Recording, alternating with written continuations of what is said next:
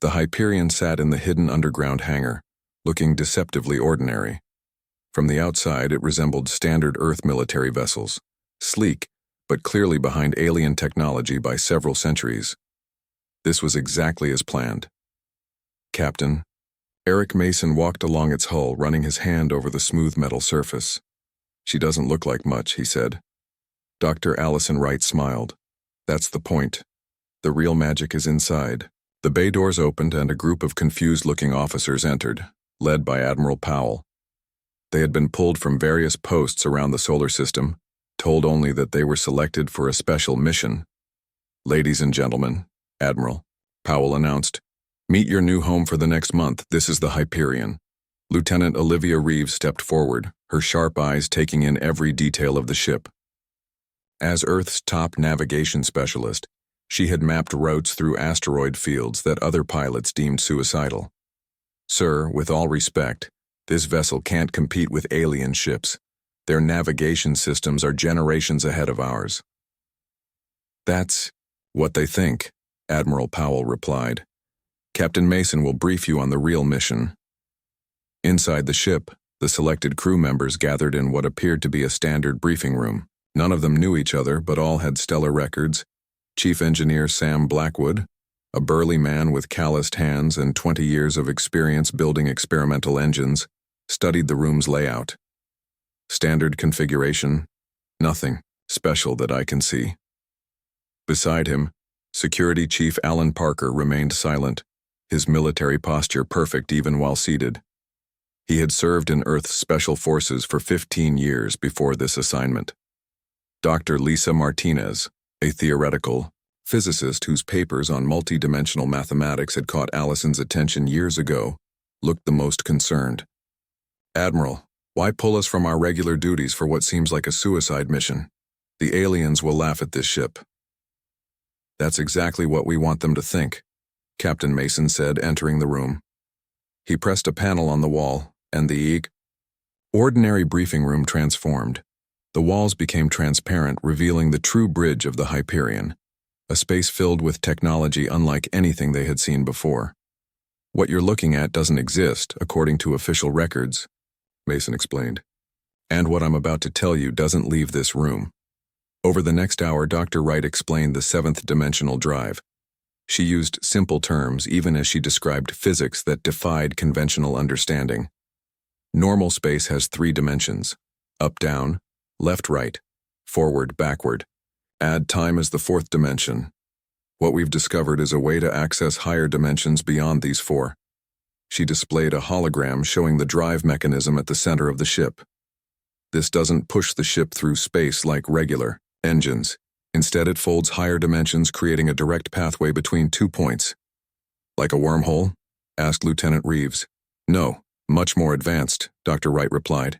Wormholes are still limited by certain physical laws. This technology steps outside those laws entirely. Chief Blackwood scratched his head. So we're not actually moving? Exactly. The ship exists in one place, then exists in another. There is no travel time between points. The crew exchanged glances, expressions ranging from disbelief to excitement. I don't understand how this is possible, Dr. Martinez said. The mathematical complexity. You will. Dr. Wright handed her a secure tablet. These are the equations. You'll be working with me to monitor dimensional stability during the mission. Security. Chief Parker finally spoke up. What are the risks? A heavy silence fell over the room. Dr. Wright didn't sugarcoat her answer. Worst case? The ship could be lost between dimensions. Best case? We change humanity's place in the galaxy forever. 3 days later, the alien observers arrived at Earth's main spaceport. The Torian Krell, chief aide to Zorthek, led the inspection team with obvious disdain. His forearms were constantly in motion, scanning, measuring, and occasionally making dismissive gestures. This is the vessel you intend to bring to the fleet exercises, Krell asked, staring at the Hyperion with what passed for a smirk on his alien face. Admiral Powell maintained a perfect poker face. It's our newest ship. It's barely worth the air inside it, another alien observer commented. This one a Centaurian with metallic skin. Our waste disposal drones have more advanced propulsion. The Hyperion had been carefully prepared for inspection. The seventh-dimensional drive was hidden behind false walls and energy shields designed to mask its unique signature. What the aliens saw was exactly what Earth wanted them to see. A slightly improved but still pathetically outdated vessel. We've added some modifications to the conventional engines, Dr. Vincent Cortez explained, showing them ordinary propulsion systems that would be used for the beginning of the exercises. Krell made a huffing noise. Your modifications will still leave you moving like a glacier compared to proper ships. Why embarrass yourselves this way? We have our reasons, Admiral Powell said. Yes, you primitives always need your little lessons in humility, Krell replied. Zorthek will be pleased. The broadcast of your failure will set viewing records across the galaxy. After the inspection team left, Dr. Cortez hurried to the hidden heart of the Hyperion. They didn't suspect a thing, he reported to Dr. Wright, who was making final adjustments to the drive. Good. How long until they leave orbit? Their ship departs in 20 minutes. Allison nodded. Perfect. We need to run the final calibration sequence once they're gone. Across the galaxy, news networks spread the story of Earth's foolish decision to participate in the fleet exercises. Betting pools opened on how quickly the human ship would fall behind or break down. The odds against Earth were astronomical. Only the ancient Arcturians, known for their caution and wisdom, expressed any concern. The humans have shown unusual patterns of innovation in the past, their elder representative noted in a private council session. Perhaps we should not be so quick to dismiss them. Zorthek laughed, all four arms waving dismissively. Have you seen their ship? It's practically an antique. The humans need to learn their place in the proper order of species. Back on Earth, the countdown had begun. With 2 weeks until the fleet exercises, the Hyperion's crew trained day and night in simulators. The real ship couldn't be tested at full capacity without revealing their secret. The dimensional calculations still show instability in the higher ranges, Dr. Wright told Admiral Powell during a late-night meeting. We can make short jumps safely, but anything beyond a few light years could tear the ship apart. Will it be enough to make our point? The Admiral asked. More than enough. Even a jump of 1 light second would be thousands of years ahead of current galactic technology. On the simulator bridge, Captain Mason ran his crew through another emergency drill. Lieutenant Reeves had adapted quickly to thinking in higher dimensions, her natural talent for spatial awareness proving invaluable. Transit point locked, she announced. Dimensional fold calculated for Alpha Centauri. Initiate simulated fold, Captain Mason ordered. Chief Blackwood monitored the drive systems. Power at 98%, field stability holding. This is the best run yet, Dr. Martinez noted, checking the mathematical models. I think we've solved the phase variance issue. Security Chief Parker watched the proceedings silently. His job would begin if anything went wrong during the actual mission. The team had contingency plans for every scenario they could imagine, and some they preferred not to think about. The night before launch, Captain Mason found Dr. Wright alone in the observation room, staring at the stars. Having second thoughts? He asked. No, just thinking about tomorrow. One way or another, everything changes for humanity. Mason nodded. The crew is ready, but I have to ask. What if it doesn't work? What if they're right about us? Allison turned to face him, her expression serious. My parents were on the Colony, ship that was destroyed in the Bellerophon incident 12 years ago. The Taurians claimed it was an accident, a human vessel too primitive to be in that sector. The Council dismissed our complaints. I remember, Mason said quietly. Earth has been pushed around, mocked and dismissed ever since first contact. Even when we master their own technologies, they move the goalposts. This, she gestured toward the Hyperion, visible through the window. This is something they've never even imagined possible. You never told me your personal connection to this. It shouldn't matter. But yes, every time I see Zorthek or any Taurian, I remember the official report. Regrettable incident involving an inferior species attempting space travel beyond their capabilities. Mason placed a hand on her shoulder. After tomorrow, they'll never use the words inferior and human in the same sentence again. In the distance, the first light of dawn appeared on the horizon. Launch day had arrived. The galaxy was still laughing, but not for much longer. The stars looked cold and distant from the observation deck of the Galactic Council station. Dr. Allison Wright pressed her hand against the transparent aluminum window and sighed. 40 years after first contact, humanity still found itself at the bottom of the cosmic pecking order. Beautiful view, isn't it? Admiral Frank Powell stepped beside her, his weathered face reflecting in the glass. Hard to believe there are over 50,000 civilizations out there, and almost all of them think we're just clever monkeys. Allison turned to face him.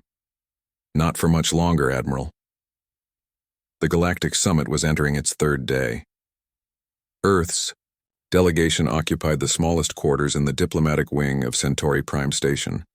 Ambassador Greg Daniels had spent months preparing for this moment, but Allison could see the defeat in his eyes before he even entered the council chamber.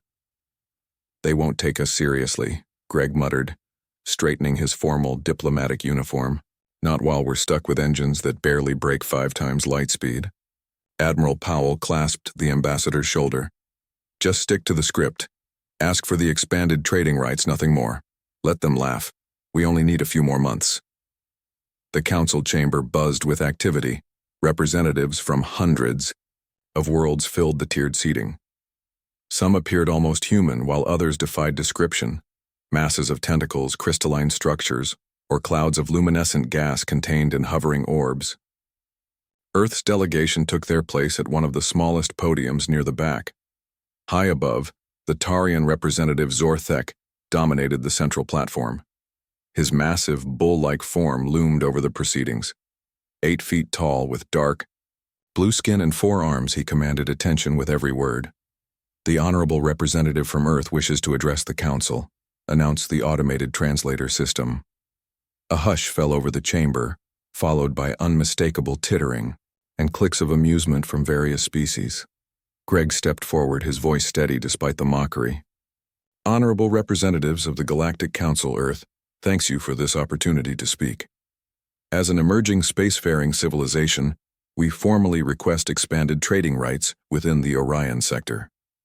Zorthek's rumbling laugh echoed through the chamber. The humans wish for expanded rights? Tell me, Earth creature, what exactly do you offer the galaxy to justify such a request? Greg began reciting the prepared list of Earth exports, art, music, certain rare minerals, but Zorthek cut him off with a dismissive wave. Trinkets and noise, the Taurian sneered. Your ships can barely limp from one star to the next. Your understanding of basic dimensional physics is primitive at best. The Arcturian representative, a tall, willowy being with pale silver skin, raised a slender hand. Perhaps we should not be so quick to judge. Every species develops at its own spare.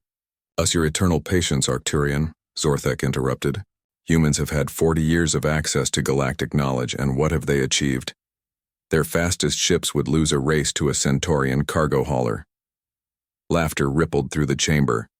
Allison gripped the railing so hard her knuckles turned white. Admiral Powell placed a steadying hand on her arm. Not here, he whispered.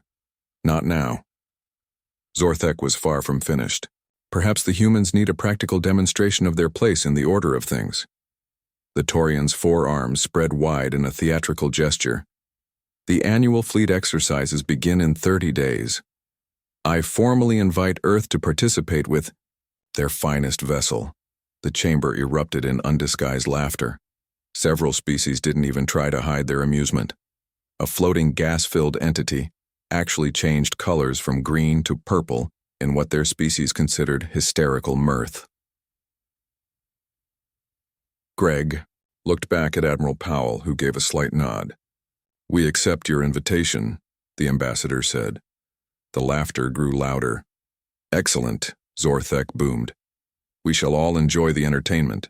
The humans will show us their best technology, and perhaps then they will understand why they remain observers rather than full council members. As the Earth delegation left the chamber, whispers and chuckles followed them through the corridors. That went exactly as expected, Admiral Powell said once they were alone in the secure Earth quarters. Arrogant bullies, the lot of them.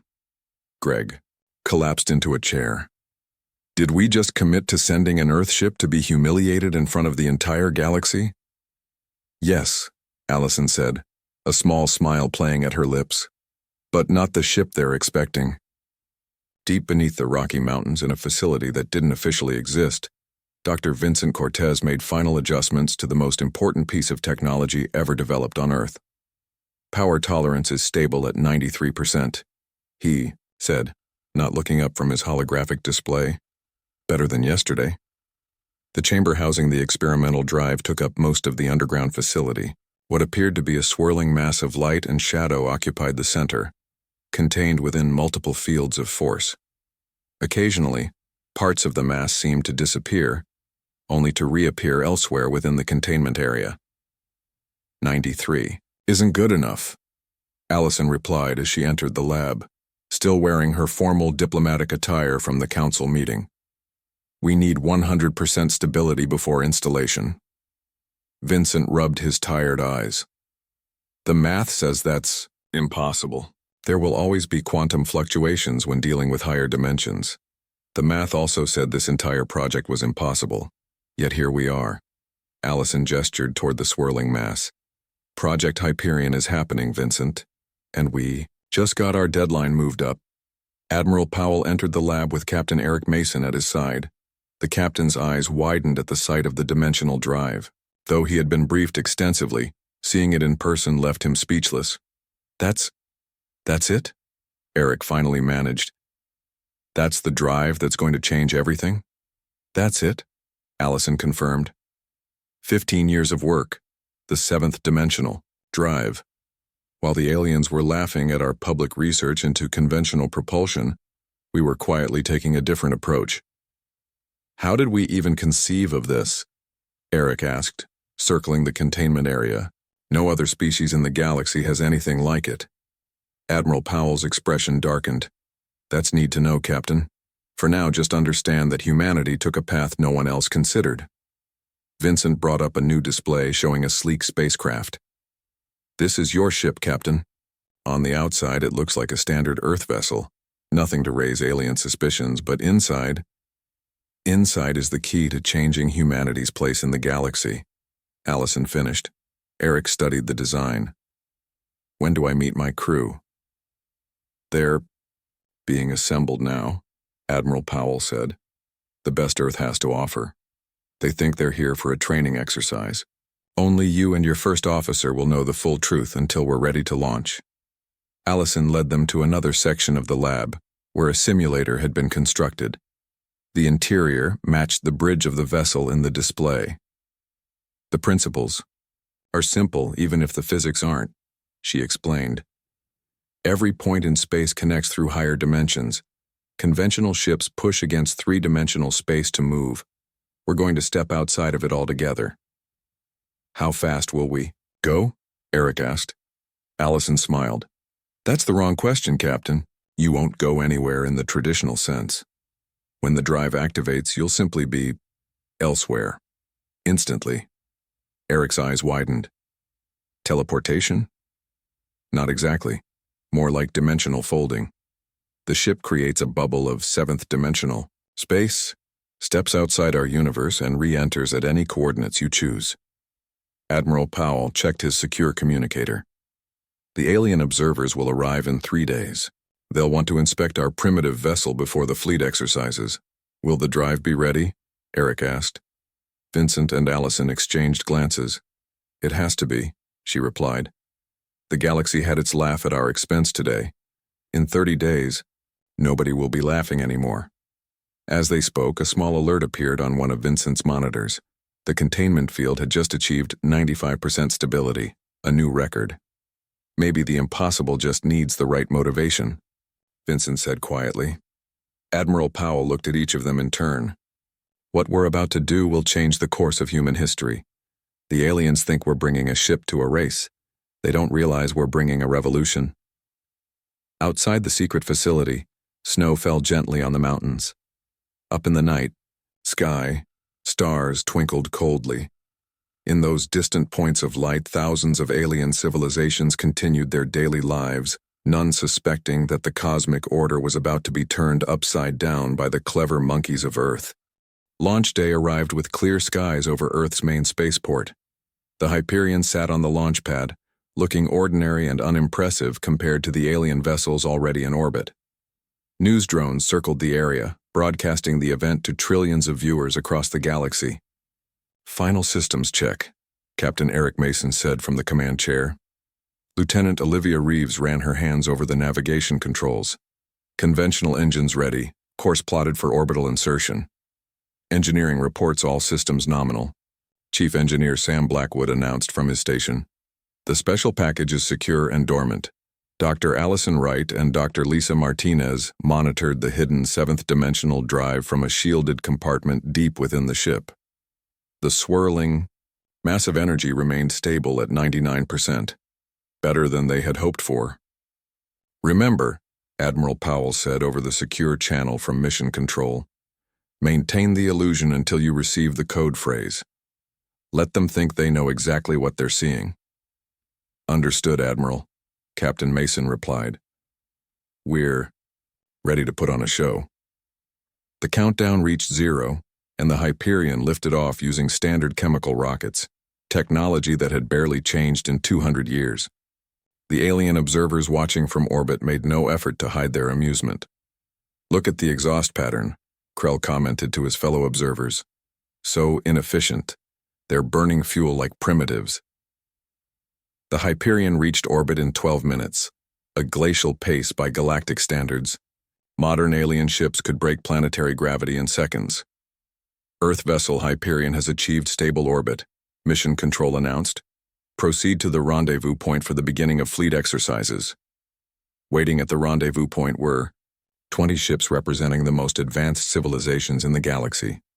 Each one dwarfed the Hyperion in size and capability. Zorthek's flagship, the Dominance, was particularly impressive, a massive vessel with sleek lines that seemed to bend light around its hull. "All participating vessels, prepare for the first exercise," came the announcement from the Galactic Council coordinator. "Standard navigation course through the solar system ending at Neptune's orbit. Begin on the signal." The crew of the Hyperion exchanged glances. This was exactly as they had expected. "Conventional engines only for this part," Captain Mason ordered. "Remember, we're playing the role they expect." The signal was given and the alien ships launched forward, accelerating to incredible speeds. The Hyperion followed, its engines straining to achieve even 1% of the alien's velocity.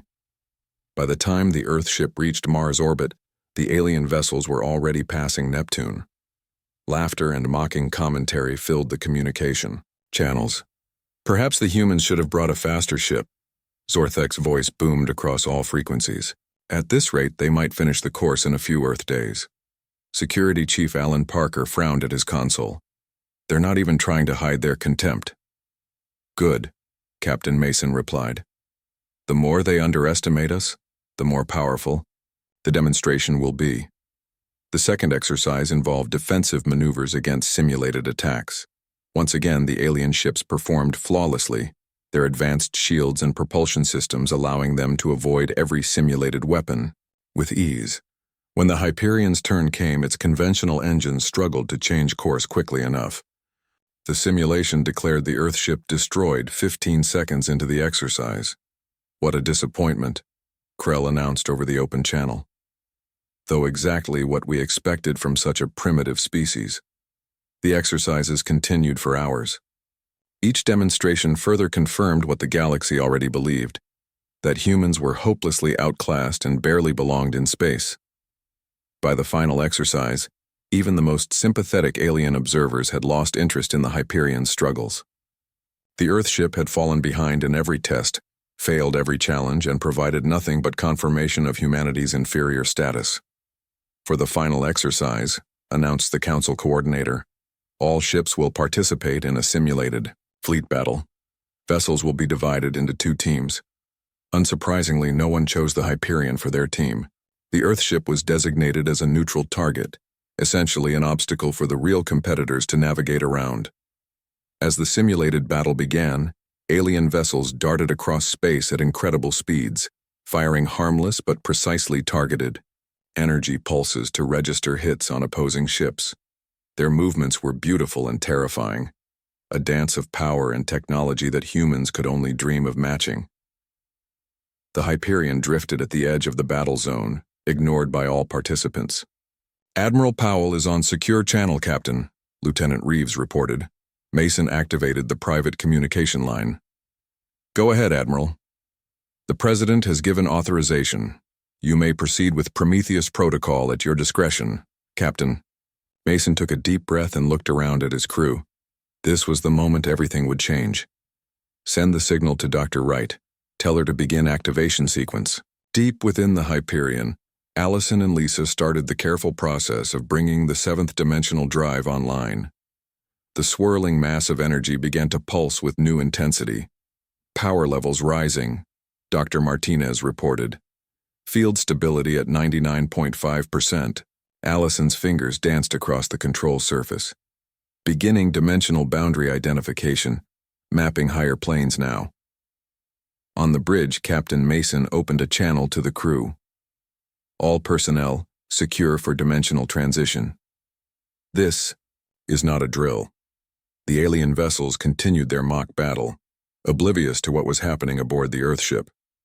Only a few of the more sensitive sensor arrays detected unusual energy readings from the Hyperion, but these were dismissed as malfunctions or desperate attempts by the humans to improve their performance. "Target coordinates?" Allison asked over the intercom. Captain Mason looked at Lieutenant Reeves, who had been preparing for this moment for months. "Position directly behind Zorthek's flagship," Mason ordered. "Distance 1,000 meters." The coordinates were entered, and the seventh dimensional drive began its final activation sequence. The normal humming of the ship's systems changed to a strange, almost musical tone that seemed to come from everywhere and nowhere at once. 30 seconds to dimensional fold," Allison announced, her voice tight with concentration. On the main tactical display, the alien battle continued. Zorthek's flagship was dominating the exercise, its superior technology allowing it to score hits on multiple opponents simultaneously. 15 seconds, Allison counted down. Chief Blackwood monitored the power systems. "Drive energy at maximum. All systems in the green." 10 seconds. Security Chief Parker checked the tactical situation one final time. "All alien vessels are focused on their exercise. None are paying attention to us." 5 seconds. Dr. Martinez made a final adjustment to the dimensional coordinates. "Field stability at maximum. We're ready." 3, 2, 1. Captain Mason gave the final order. "Activate drive." For a split second, the Hyperion seemed to glow with an inner light that defied description. The hull appeared to fold in on itself in impossible ways, as if the ship were turning inside out while remaining perfectly intact. Then, to the few aliens who happened to be watching, the Earth vessel simply vanished. Across all communication channels, confusion erupted. Where did the Earthship go? Did it explode? Sensors show no debris field. At the center of the mock battle, Zorthek was addressing the gathered ships, his voice filled with smug satisfaction. "Let this be a lesson to all species who overreach their capabilities," he began. "The humans have clearly experienced a catastrophic system failure, as we all expected. Perhaps now they will understand their proper, his words cut off as sensors, blared warnings." Directly behind his flagship, in space that had been empty moments before, the Hyperion appeared in a brief flash of multi-dimensional light. Every alien ship in the vicinity suddenly lost power for 3 seconds as the dimensional ripples disrupted their systems. When their computers restarted, all sensors confirmed the impossible. The primitive Earth vessel had somehow teleported across 15 light minutes of space instantaneously. Complete silence fell across all communication channels. Captain Mason allowed himself a small smile before opening a galaxy-wide broadcast channel. "This is Captain Eric Mason of the Earthship Hyperion to all vessels. Perhaps you'd like to race again?" Inside their protected compartment, Allison and Lisa exchanged triumphant glances. The seventh dimensional drive had performed perfectly. "Coordinates. For the next jump?" Allison asked, already knowing the answer. Captain Mason's voice came through the intercom, calm but unable to hide a hint of satisfaction. Let's show them what humanity can really do. Execute jumps according to demonstration. Pattern Alpha. The Hyperion vanished again, reappearing seconds later at the orbit of Mars. Then it disappeared and reappeared at Venus. Then Earth. Then Jupiter. With each jump, the ship moved tens of millions of miles in the blink of an eye. The alien vessels attempted to track the Hyperion, but their sensors couldn't predict where it would appear next. Some tried to pursue, only to find they were chasing a ghost that could be anywhere in the solar system instantly. From the Galactic Council observation platform, the ancient Arcturian representative watched in silent understanding. The emergency session of the Galactic Council began 3 hours after the Hyperion demonstration. Representatives from hundreds of worlds gathered in stunned silence, a sharp contrast to their mocking laughter just days before. The central display showed footage of the Earthship disappearing and reappearing at will across the solar system. This technology cannot be real, Krell insisted, his forearms gesturing wildly. It must be some form of illusion or trick. The Arcturian representative rose slowly from his seat. As one of the oldest species in the galaxy, the Arcturians rarely spoke at council meetings, making their words carry special weight when they did. It is no trick, he said, his voice calm.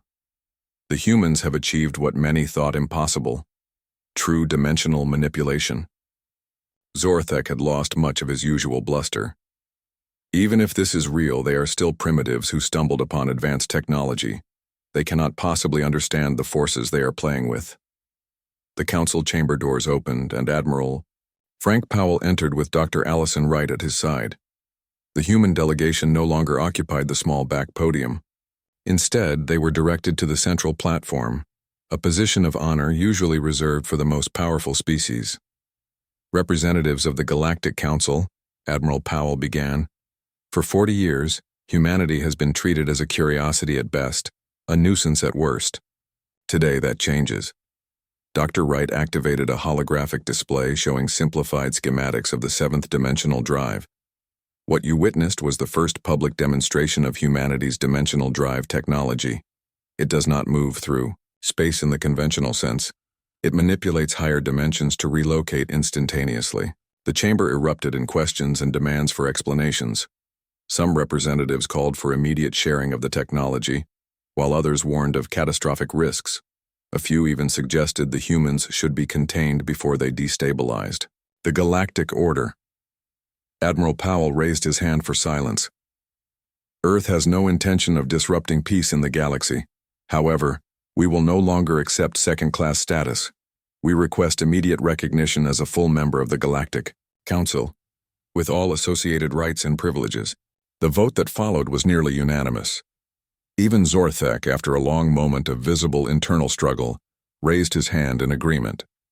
By the end of the day, Earth had moved from observer status to full council membership, a process that normally took centuries. The Hyperion returned to Earth as a symbol of humanity's new place in the galaxy. Crowds gathered to welcome the crew home, and news networks worldwide celebrated the achievement that had transformed humanity's status overnight. Captain Mason and his crew found themselves at the center of a hero's welcome. The ship landed at the main spaceport, now surrounded by curious alien vessels that had rushed to Earth to establish new diplomatic and trade relationships. I never thought I'd see Taurian ships asking permission to enter Earth orbit, Lieutenant Reeves said as they prepared to disembark. Chief Blackwood laughed. They're probably trying to figure out how our drive works. Good luck with that.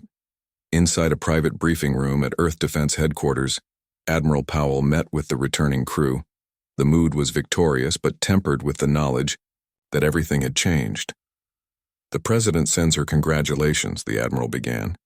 As of this morning, Earth has received trade offers from 37 previously uninterested species. The Centaurians are practically begging to exchange their shield technology for insights into our dimensional research.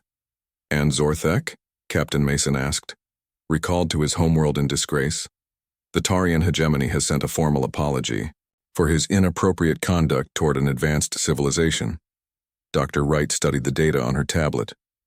The drive performed beyond expectations.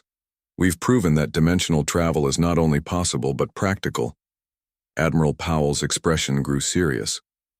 Which brings us to the most important question. What happens next? Later that evening, in a secure laboratory beneath the Rocky Mountains, Dr. Wright revealed the complete truth to a select few. Captain Mason, Dr. Martinez, and Admiral Powell gathered around an ancient artifact that pulsed with strange energy. This is what gave us the initial insight, Allison explained, pointing to the object that resembled a geometric puzzle made of unknown material. We didn't develop the seventh-dimensional drive entirely on our own. This artifact was discovered during a deep-sea expedition 20 years ago. Dr. Martinez studied the object with wide eyes. It's not from Earth. No, Admiral Powell confirmed. It predates human civilization by millions of years. We believe it belonged to a species the Arcturians call the Precursors, an ancient civilization that mastered dimensional travel long ago but mysteriously vanished. Why didn't we reveal this before? Captain Mason asked. Dr. Wright activated a display showing the original research team's notes. Because we didn't just copy their technology, we improved it. The Precursor's device could only transport small objects. We developed it into something that could move an entire ship. How? Dr. Martinez asked. Even with this artifact as a starting point, the leap to our current drive is enormous. That's the real secret, Allison said with a smile. Dozens of alien scientists examined this artifact over the centuries. They all failed to unlock its potential because they approached it from their established scientific paradigms. Admiral Powell nodded. Humans succeeded where others failed because we think differently. We weren't constrained by knowing what's impossible according to galactic science. Our very ignorance became our greatest advantage. And now? Captain, Mason asked. Now we build a fleet, the Admiral replied. The President has authorized construction of 10 more ships with the dimensional drive technology. Beyond Earth orbit, alien vessels continued to arrive daily. Most came with peaceful intentions, diplomatic missions, trade delegations, and scientific teams eager to collaborate with the suddenly important humans. But not all reactions were positive. In the darkness of space, certain factions viewed humanity's leap forward with alarm rather than admiration. They must be controlled, a shadowy figure transmitted from an untraceable ship. No species should advance this quickly. It defies the natural order. The transmission reached sympathetic ears within several powerful civilizations. Plans were already forming to contain or sabotage humanity's new advantage. Unaware of these growing threats, Dr. Wright and Lieutenant Reeves worked together in the Hyperion's dimensional drive chamber. They had made another breakthrough. The mathematical models confirm it, Olivia said excitedly. The drive doesn't just allow travel through space. No, it doesn't, Allison agreed. The seventh dimension intersects with what we perceive as time. Theoretically, the right calculations could allow movement along that axis as well. And that's not all, Olivia continued. If multiple universes exist as suggested by quantum theory, the higher dimensions would be the bridges between them. Their discussion was interrupted as Captain Mason entered the chamber. I just received our new orders. The Hyperion ship's out next week.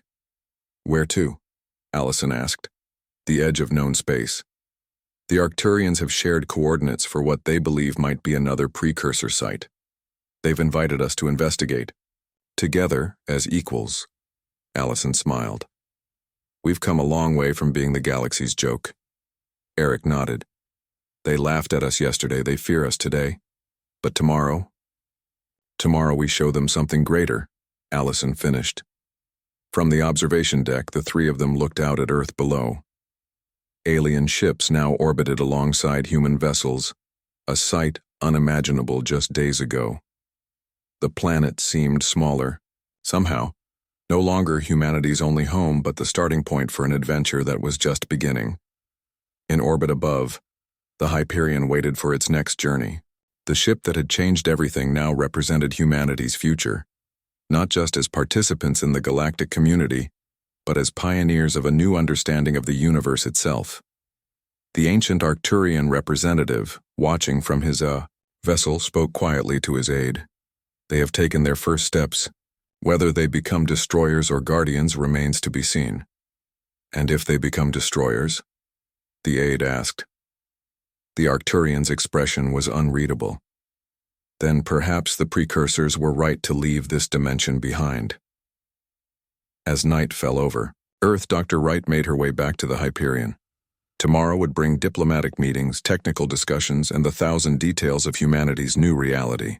But tonight she took a moment to herself, remembering her parents and all those who had never lived to see this day. "We did it," she whispered to the stars. "They'll never laugh at us again." Above her, those same stars now seemed closer than ever before. The boundaries that had once contained humanity had fallen away, revealing a universe of possibilities that stretched across dimensions no one had dreamed possible. The galaxy had laughed at Earth once. Now, the real journey was just beginning.